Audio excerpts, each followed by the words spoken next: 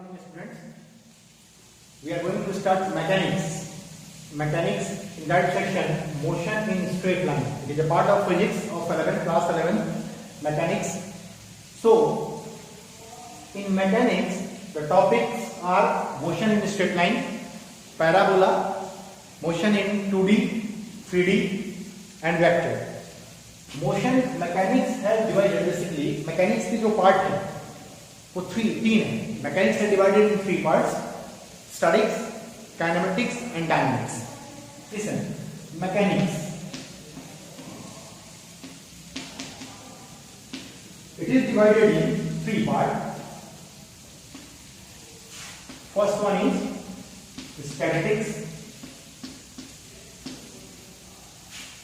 second one is dynamics,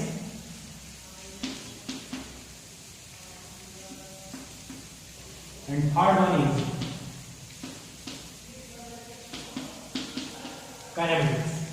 क्या क्या है? स्टैटिक्स है, डायनामिक्स है और काइनेमेटिक्स है. ये 3 पोर्शन है आपके किसके? मैकेनिक्स के. इन तीनों पोर्शन में when we conclude these all portion like statistics, dynamics and kinematics, mechanics will fall. Mechanics का मतलब होता है we are talking about the motion, we are talking about the state of the object. कि what is the state of the object, either it is in rest or either it is in motion. क्या वो rest में है या वो motion में है? तो ऑब्जेक्ट के 2 ही स्टेट होंगे. सपोज मान लो कि कोई एक सपोज ये duster, listen, it is a duster. तो this duster is still in rest. अब इसको हमने हटा दिया यहां से, इट बिकम इन मोशन. वहीं डस्टर रेस्ट में भी है और अभी इसमें किस में आ जाएगा? मोशन में भी आ जाएगा. सो स्टेट ऑफ मैटर पर, स्टेट ऑफ ऑब्जेक्ट पर जब हम कमेंट करते हैं तो वो आता है किससे कैटेगरी में? मैकेनिक्स से कैटेगरी में. It comes under category of mechanics. Mechanics 3 part में डिवाइड है. पहला स्टैटिक्स, डायनामिक्स और डायनामिक्स. अब स्टैटिक्स को डिवाइड करेंगे. देखिए एक बार कैसे. स्टैटिक्स का मतलब होता है कि simple object is at rest. Statics का मतलब object is at rest. Suppose this is a position of object. कोई ऑब्जेक्ट है वो रेस्ट में रखा है यहां पे. ये डायनामिक हो गया. जब कोई ऑब्जेक्ट है वो रेस्ट में रखा है, कोई force, there is no force on the body. तो no force on the body का क्या मतलब हुआ? ऑब्जेक्ट किसमें है? रेस्ट में. लेकिन डायनेमिक में, डायनेमिक का मतलब क्या है? मोशन. तो ऑब्जेक्ट किसमें चला गया? मोशन में चला गया. कब चला जाएगा? जब इस पर अनबैलेंस या फोर्स हम लगा देंगे. समझ में आई बात? मतलब कि कोई एक रेफरेंस है, इस पर कोई एक ऑब्जेक्ट है, इसके ऊपर हमने फोर्स लगा दिया F. तो बताओ, जब F फोर्स हम लगा देंगे तो ऑब्जेक्ट डिस्टर्बिंग फोर्स है, अनबैलेंस फोर्स है. तो जब भी अनबैलेंस फोर्स किसी बॉडी के ऊपर लगता है तो हमने एक चीज सीखा था कि वो बॉडी किसमें आती है? डायनेमिक नेचर है. लिसन, एक दिमाग में तुम लोगों को चीज लगा होगा कि ये सारी चीजें तो हम क्लास 9 में पढ़े थे. तो क्लास 9 में सिर्फ इंट्रोडक्टरी पार्ट है. It is small section. In class 11 its become broad, very broad.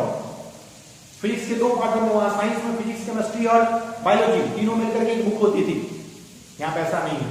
There are 3 part, 2 section, 3 section of single book, of a single subject. Physics has 2 volumes, volume 1, volume 2, NCERT volume 1, NCERT volume 2. So deep में पढ़ना है सब चीज. तो static हो गया, static का मतलब हो गया रेस्ट है. डायनेमिक का मतलब हो गया अनबैलेंस फोर्स है और अब मोशन में चला गया. लेकिन यहाँ अनबैलेंस फोर्स का, मोशन का हम कॉज जानते हैं कि मोशन क्यों हुआ? क्योंकि ये अनबैलेंस फोर्स लगा. मतलब we know cause of motion. We know क्या? cause of motion. पता है क्या cause है? cause क्या मोशन का? फोर्स है. अभी पार्ट है काइनेमेटिक्स में.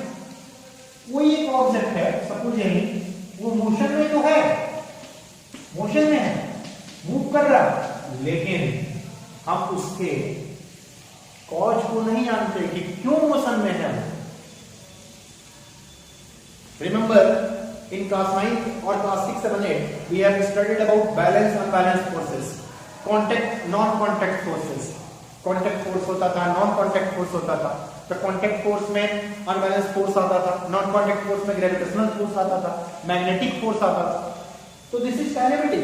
इसमें body motion में है, लेकिन हम इसके रीजन को नहीं जानते कि क्यों मोशन में. बात क्लियर हुई? मतलब मैकेनिक्स को 3 पार्ट में, statics, dynamics and kinetics. There are 3 parts of motion. It is include the mechanics और mechanics के इस तीनों पार्ट को मिला करके जो पहला चैप्टर बनता है इलेवेंथ का, वो होता है motion in straight line. Motion in straight line. अब हम जा रहे हैं motion in straight line. Listen. Motion in straight line. In motion in straight line, object is moving in straight line. तो हमारा टॉपिक क्या है? Motion. First topic is motion. What is motion? क्या होगा मोशन के बारे में? क्या कहेंगे आप लोग? क्या सोचते हैं आप लोग? What is motion? मोशन है क्लास 9 में सिंपल डेफिनेशन हमने पढ़ा था. When object is in moving nature, body एक जगह से दूसरी जगह चली गई, we can't say object is in motion. सही बात है, एग्जैक्ट डेफिनेशन है with respect to time.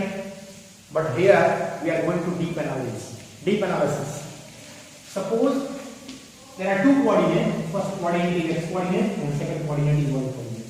2 coordinate है हमारे पास. पहला coordinate क्या है बेटा? x है और दूसरा coordinate क्या है? y. तो x और y coordinate में सपोज मान लो कि कोई ऑब्जेक्ट है जिसका पोजीशन जो है वो p1 है. अब p1 पर कोऑर्डिनेट क्या होगा ऑब्जेक्ट का? मान लो ये कोऑर्डिनेट होगा x1 और ये कोऑर्डिनेट होगा y1. हम कोऑर्डिनेट क्यों ड्रॉ करते हैं? क्योंकि अब मोशन को हम कोऑर्डिनेट से देखने वाले हैं. P1 का कोऑर्डिनेट क्या है? x1 और y1. After some time object की पोजीशन कहां चेंज हो गई? P2 पर चला गया हो.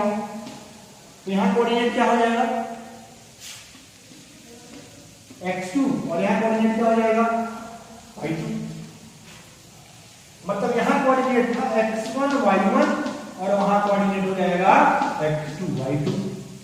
इसका मतलब ये हुआ कि ऑब्जेक्ट टाइम के रेस्पेक्ट में अपने कोऑर्डिनेट को चेंज कर दी, तो it is called object is in motion.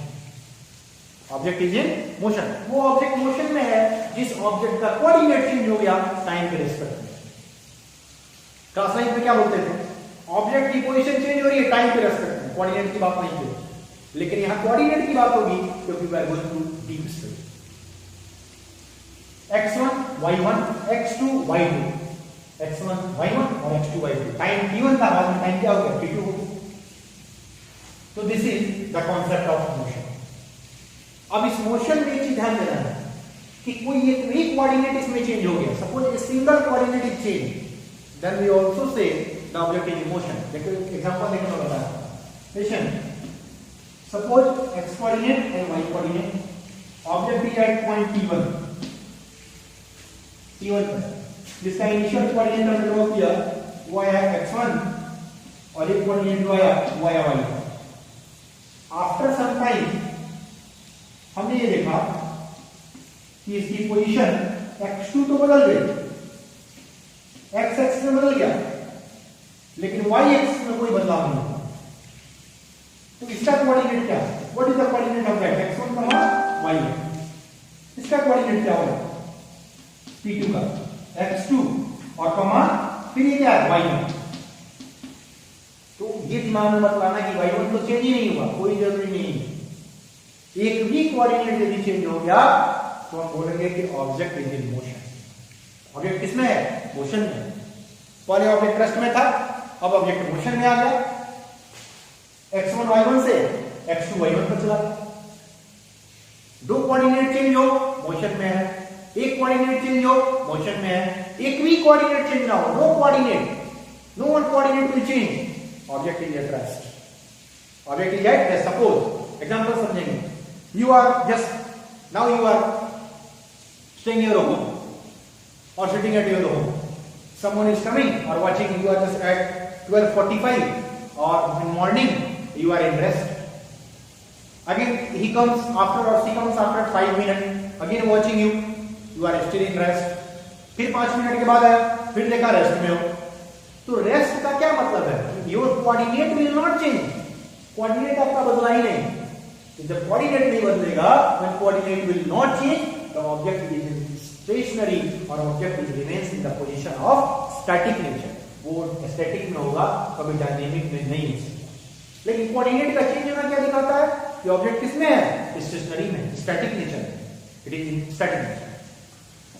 तो it's all about the motion in straight line, motion, इसी को मोशन बोलते हैं। अब इसमें जो फर्स्ट टॉपिक है मोशन का, this is distance. Familiar topic है काफी, क्लास 9 से लिखा है डिस्टेंस। टोटल पाथ लेंथ, हमने क्या पढ़ रखा है कि the total path length of an object when object move from one body to another, one position to another position, it is called distance. लेकिन नहीं, सिर्फ इतना कहना काफी नहीं होगा 11th में। When the coordinate of any body will change with respect to time, the object is in motion. Coordinate change हो गया मतलब distance travel हुआ, position change हुआ। Suppose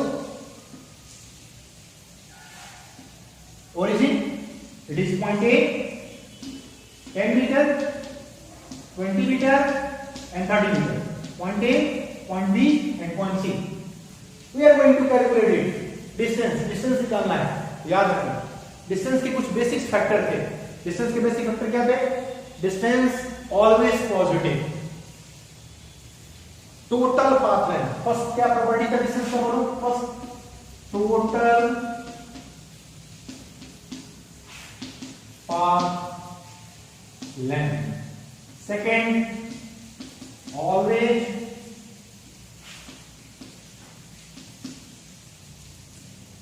positive.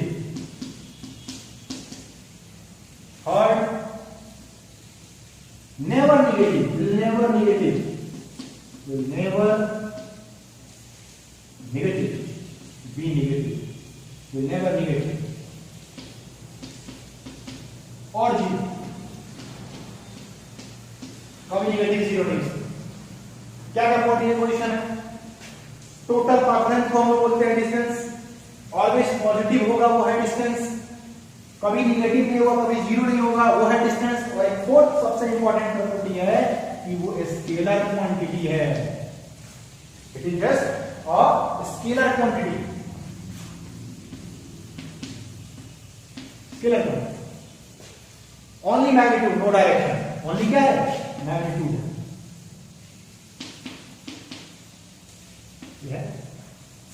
है इन डायरेक्शन, तो हम लोग बोल देंगे कि स्केलर क्वांटिटी सब कुछ। We are doing an example. ये 3 पॉइंट्स हैं, अब एक एग्जांपल लेते हैं इसको समझने के लिए। Listen. Suppose a coordinate is there, O, A, B, C and D. A motion O to A to B and B to C. We are going to calculate the distance in that place.